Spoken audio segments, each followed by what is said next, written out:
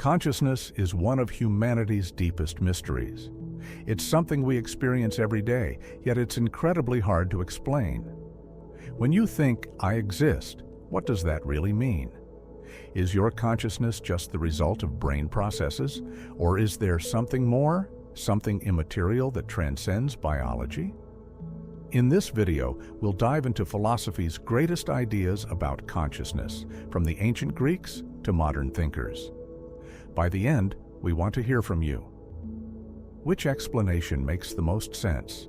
Consciousness was a central theme for many philosophers in ancient times, though they didn't use the exact term. For Plato, for example, consciousness was closely tied to the idea of the soul. He believed that the human being was made up of both body and soul, with the soul being immortal and belonging to a higher realm of ideas. Plato saw the soul as what connects us to the world of perfect forms, the place where true reality resides. For him, our consciousness is a reflection of this connection. On the other hand, Aristotle, Plato's disciple, had a more pragmatic view. He saw the soul not as something separate from the body, but as that which gives life and function to the organism. Aristotle classified the soul into three parts: the vegetative, responsible for basic survival functions; the sensitive, which governs the senses; and the rational, which distinguishes us from other living beings. For Aristotle, consciousness would be a manifestation of the rational soul, the ability to reflect, reason, and act with purpose. These ideas laid the foundation for later debates. Even today, the notion of the duality between body and mind has roots in Plato, while Aristotle's integrated view aligns with modern scientific approaches. Moving forward to the 17th century, philosopher René Descartes brought a new perspective to consciousness.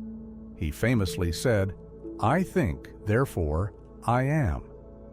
Descartes believed that the mind and body were separate substances, with the mind being the essence of thought and consciousness.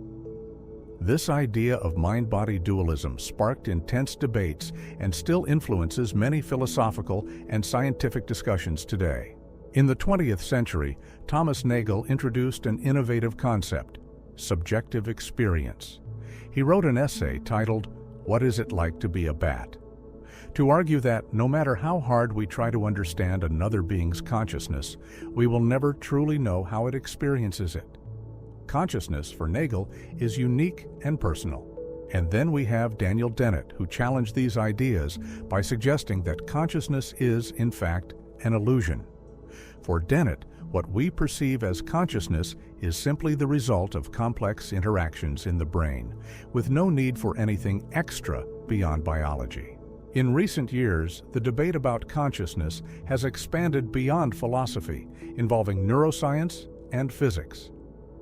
Philosopher David Chalmers introduced what he called the hard problem of consciousness. Why do physical processes in the brain give rise to subjective experiences? Chalmers argues that, even if we explain how the brain works, we still lack an understanding of the why. One fascinating theory that has emerged is panpsychism. This idea suggests that consciousness is not exclusive to humans or complex living beings, but could be a fundamental property of the universe, just like space and time. Science is still trying to decipher consciousness using tools like functional magnetic resonance, imaging, fMRI, and artificial intelligence. But the mystery persists. Will we ever fully understand it?